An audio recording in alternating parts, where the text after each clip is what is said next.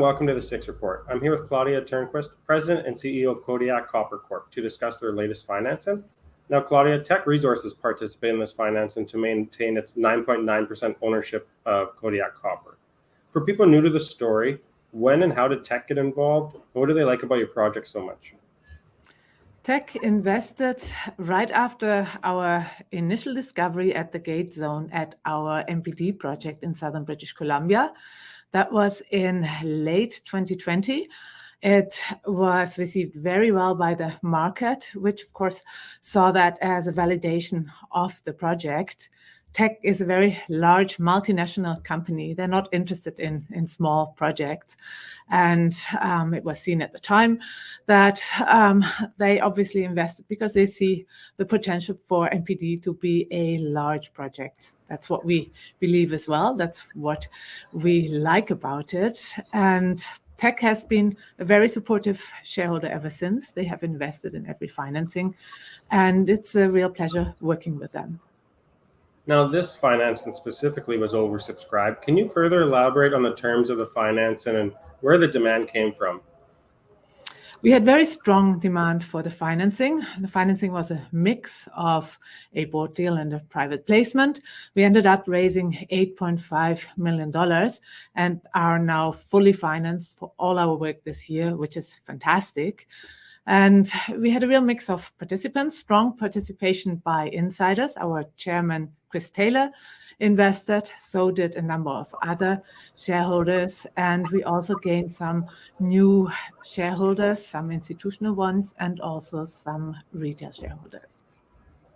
And you're in a copper mining district in southern BC, correct? Can you touch on the MPD project and how your drill results stack up to some of the neighboring projects? As you mentioned, we are in a mining district, and that's a very important point when you think about the MPD project. It's a big advantage because we have all the infrastructure there. It's very cost effective to explore compared to more remote regions. And it now makes for very cost effective exploration, and also in the future will be a big advantage when it comes to building and running a mine. Now, when we initially drilled and hit the Gate Zone in our maiden drill program, the reason that generated a lot of excitement was that it was the grades we drilled there were significantly higher than, firstly, what was drilled in the past in the area, and also compared really well and were higher than the grade that is mined at the neighboring mines.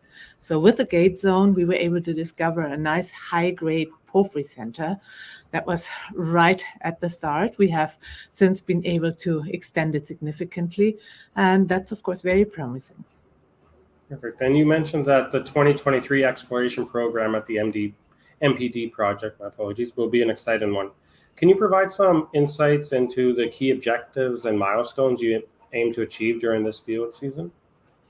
You're quite right. 2023 will be a very important and somewhat pivotal year for the company because we will now take the approach that led to our discovery at the Gate Zone and will test several new targets on the property. We have 4 or 5 different targets lined up for drilling.